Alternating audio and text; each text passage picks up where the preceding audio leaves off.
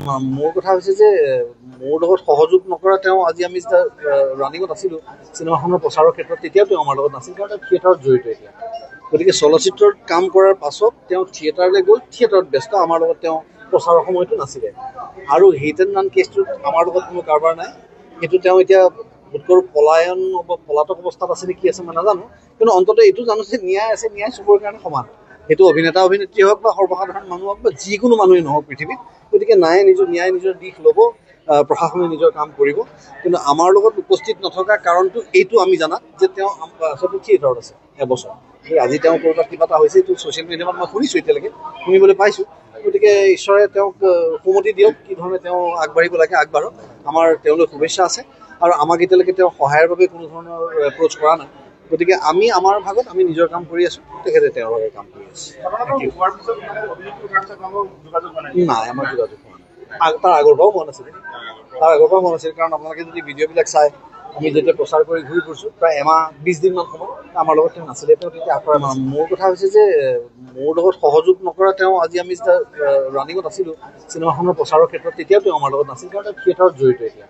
গতিকে চলচ্চিত্ৰত কাম কৰাৰ পাছত তেওঁ থিয়েটাৰলৈ গ'ল থিয়েটাৰত ব্যস্ত আমাৰ লগত তেওঁ প্ৰচাৰৰ সময়তো নাছিলে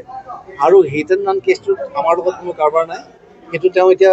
বোধকৰো পলায়ন পলাতক অৱস্থাত আছে নে কি আছে মই নাজানো কিন্তু অন্ততঃ এইটো জানো যে ন্যায় আছে ন্যায় চবৰে কাৰণে সমান সেইটো অভিনেতা অভিনেত্ৰী হওক বা সৰ্বসাধাৰণ মানুহ হওক বা যিকোনো মানুহেই নহওক পৃথিৱীত গতিকে ন্যায় নিজৰ দিশ ল'ব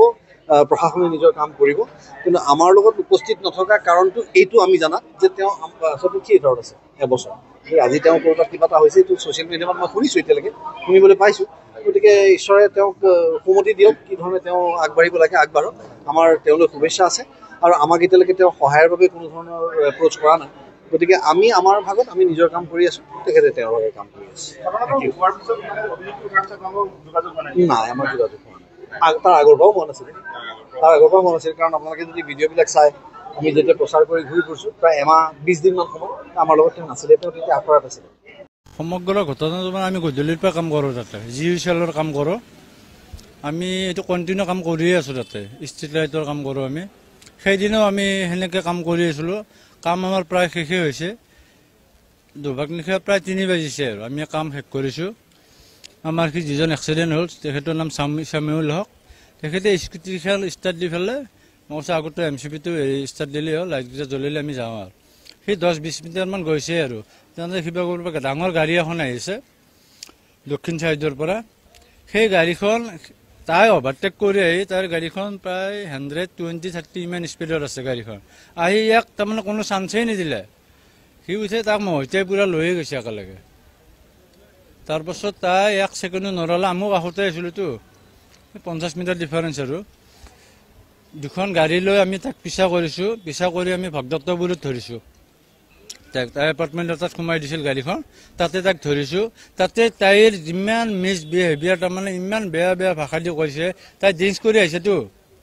ৰাতি 3টা পূৰা ড্ৰিংকছ কৰি আহিছে তাৰ কথাতে গম পাই তাৰমানে পূৰা ড্ৰিংকছ আছে তাৰপাছত তাতে কৈছে কি মই পুলিচক ফোন কৰিম মোৰ মানুহ আছে মোৰ তাৰমানে হেৰি পাৰ্টি এটা আছে কৈছে মই পাৰ্টিক ফোন কৰি আছোঁ লখৰাৰ পৰা আহি আছে তহঁতে মোক খেদি মাৰিব আহিছা এক্সিডেণ্ট এটা সৰুকৈ আহিছেতো তাইৰ কাৰণে বোলে এক্সিডেণ্টটো সৰু ঘটনা বোলে কৈছে এইগিলা ঘটনা হয়ে এইগিলা ৰাতি সেনেকৈ কাম কৰে নেকি মানুহে তাৰমানে সেইগিলা কথা আৰু তহঁতে মোক মাৰিব আহিছা গাত টাচ কৰিছা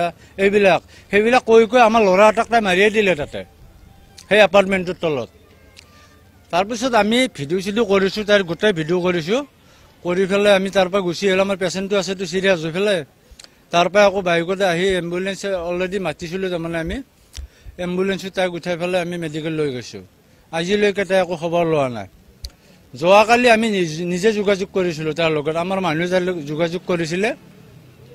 তাই কৈছে ঠিক আছে মই খৰচ পাতিখিনি দি দিম যি হ'ল ভুল হৈছে এক্সিডেণ্টটো হয়ে আৰু আমো আৰু একো কোৱা নাই আমি বোলো ঠিক আছে তুমি আমাক খৰচ পাতিখিনি দিলেই হ'ল আৰু এইটোতো হৈয়ে গ'ল আৰু এক্সিডেণ্টটো আজি ৰাতি আকৌ ওলটা খৰ মাৰিছে তাই কৈছে কি নাই মই এইগিলা দিয়াত নাই আপোনালোকে কেছ কৰে যি কৰে য'ত কৰে কৰি থাকক মই এইবিলাক দিব নোৱাৰোঁ আজি আকৌ তাই ওলটা খৰ মাৰিছে নিদিওঁ বুলি ল'ৰাটোৰ একদম বেয়া আজি দিনত অলপ হেৰি হৈছিল অলপ মাত কথা আহিছিলে এতিয়া আকৌ ক্ৰিটিকেল পজিশ্যন হৈছে ইণ্টাৰনেল ব্লিডিং আছে দে ইণ্টাৰনেল ব্লিডিংটোৰ কাৰণে তাৰ হাত ভৰি ভাঙা হেৰিটো আমি ট্ৰিটমেণ্ট কৰিব পৰা নাই সেইবিলাক সেনেকৈ পৰি আছে এনেকৈ থাকিলেতো আৰু কাম নাহিব না তাৰ লিভাৰত ব্লাড জমা হৈছে লাঞ্চত ব্লাড জমা হৈছে তাৰমানে বহুত তাৰমানে ক্ৰিটিকেল অৱস্থাত আছে সেইটোতো মোৰ ভাগি নহয় নিজৰ ভাগি নহয় দিনটো ধৰি যোৱাকালিও ধৰি যি এটা ভিডিঅ'ই সমগ্ৰ সামাজিক মাধ্যম আৰু লগতে সংবাদ মাধ্যমত চলি আহিছে মোৰ বিৰুদ্ধে যে মই এজন ল'ৰাক 21 বছৰীয়া ল'ৰাক গাড়ীৰে খুন্দিয়াই মই পলায়ন কৰিছোঁ বুলি এইখিনিতে মই কওঁ যে মই প্ৰথম কথা এটাই ক'ম যে মই পলায়ন কৰা নাই কাৰণ সেইদিনাখন ৰাতি কমেও 1টামান বজাত মই মোৰ থিয়েটাৰৰ কেম্পৰ পৰা ঘৰলৈ গৈ আছিলোঁ থিয়েটাৰ যিহেতু এইবছৰ আছোঁ সকলোৱে গম পায় অসমবাসী ৰাইজে গম পায় যে মই এইবছৰ থিয়েটাৰত চুক্তিবদ্ধ হৈ আছোঁ বুলি মই ৰাতি ঘৰলৈ বুলি গ'লোঁ ঘৰলৈ বুলি যোৱাৰ পিছত মোৰ ঘৰ যিহেতু বামুণী মৈদামত গৈ থাকোঁতে চাইকেল ৰুট পাৰ হৈয়ে যেতিয়া মই দক্ষিণ গাঁৱৰ ফালে মই টাৰ্ণ ল'লোঁ মোৰ সন্মুখত এখন ট্ৰাক আছিলে আৰু ট্ৰাকখন বেছ ডাঙৰ ট্ৰাক আছিলে সেই ট্ৰাকখনৰ কাৰণে আচলতে ৰাস্তাৰ ইপাৰৰ মানুহ যোন আছে যদি কোনোবা আছে তেওঁলোকে ইটো পাৰ দেখা নাই আৰু ইটো পাৰে যিহেতু মই আছিলোঁ মই সিটো পাৰ দেখা নাই গতিকে ট্ৰাকখনে যেতিয়া ছাইড দিবলৈ ইণ্ডিকেটৰ দিলে মই ৰাইট ছাইডেদি কাটি পেলাই যাবলৈ লওঁতে যিজন ল'ৰা আহত হৈছে তেখেত স্কুটিখন লৈ হঠাৎ ওলাই আহিছিলে গতিকে তেখেতেও মোক দেখা নাই আৰু ময়ো তেখেতক দেখা নাই গতিকে পুলিচে ইনভেষ্টিগেশ্যন কৰাৰ মতে এইটো এটা প্ৰকৃত এক্সিডেণ্ট আৰু এক্সিডেণ্ট কেতিয়াও কোনেও জানি বুজি নকৰে কেতিয়াও নকৰে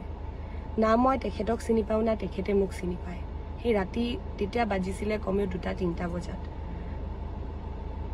মোৰ কোনো উদ্দেশ্য নাছিল যে আজি মই সেই এক্সিডেণ্টটো কৰি যাম আৰু মই পলাম সেইটো হোৱাৰ পিছত মোৰ গাড়ীখনৰ পিকআপটো কমি গৈছিলে সেই এক্সিডেণ্টটো হোৱাৰ পিছত মোৰ গাড়ীখনৰ পিকআপ কমি গৈছে মোৰ গাড়ীৰ পিছফালে যিহেতু আৰু গাড়ী আছিলে মই গাড়ীখন ছাইডত নি ৰখাইছোঁ তাত ৰৈছোঁ মই সেই ৰোৱা সময়খিনিত কিন্তু তাত ট্ৰাকৰ ড্ৰাইভাৰকেইটাৰ বাহিৰে বা এজন দুজন ল'ৰা তাত কোনো বেলেগ মাইকী মানুহ বা কোনো নাছিলে ল'ৰা আছিলে মই যেহেতু অলপমান হ'লেও মই ভয় খাইছোঁ মই গাড়ীতে বহি মই বেক মিৰৰ ভিউৰ পৰা মই চাই আছোঁ তেখেতক ধৰিছে তাৰপিছত মই আৰক্ষী বিষয়াক ফোন কৰিছোঁ পুলিচ থানাত মই ফোন কৰিছোঁ আৰু মই জনাইছোঁ তেওঁলোকক যে এনেকৈ তেনেকৈ হৈছে গতিকে মই যদি পলালোহেঁতেন হয়তো মই আৰক্ষীক নিজে মই ফোন নকৰিলোঁ হয় গ'ল কথা গ'ল দুজন ল'ৰাই মোৰ পিছা কৰিছে বুলি মই গম নাপাওঁ তেওঁলোকে পিছে পিছে আহি মোক খেদি খেদি ভিডিঅ' কৰিছে ভিডিঅ' কৰি যে মানে মোৰ এনেকুৱা ফিল হৈছে যে যদি মই ল'ৰা হ'লেহেঁতেন হয়তো তেওঁলোকে মোক তাত মাৰিবলৈ খেদি অহা নিচিনাকৈ আহিছে মোক নেক্সট ডে কিন্তু ৰাতিপুৱাই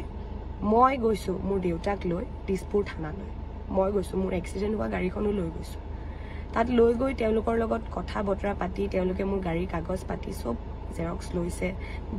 যি ফৰ্মেলিটিজ আছে চব কৰিছে তেখেত যিহেতু সৰু ল'ৰা গতিকে মই তেখেতক কৈছোঁ যে তেখেতক মই সহায় কৰিবলৈ মই আছোঁ মই এই কথাখিনি মই আৰক্ষী বিষয়াসকলৰ আগত মই কৈ আহিছোঁ যে এই যিবোৰ ভিডিঅ'জ মোৰ বিৰুদ্ধে দিয়া হৈছে কৈছে যে মই হিট এণ্ড ৰান কেছত মানে মই ফচিছোঁ মই পলাইছোঁ মোৰ গাড়ী 100-120 স্পীডত আছিলে মই ভাবোঁ শিক্ষিত লোকে হয়তো এইখিনি কথা মিছা বুলি ভাবিব কাৰণ এখন ট্ৰাকৰ পিছত যেতিয়া এখন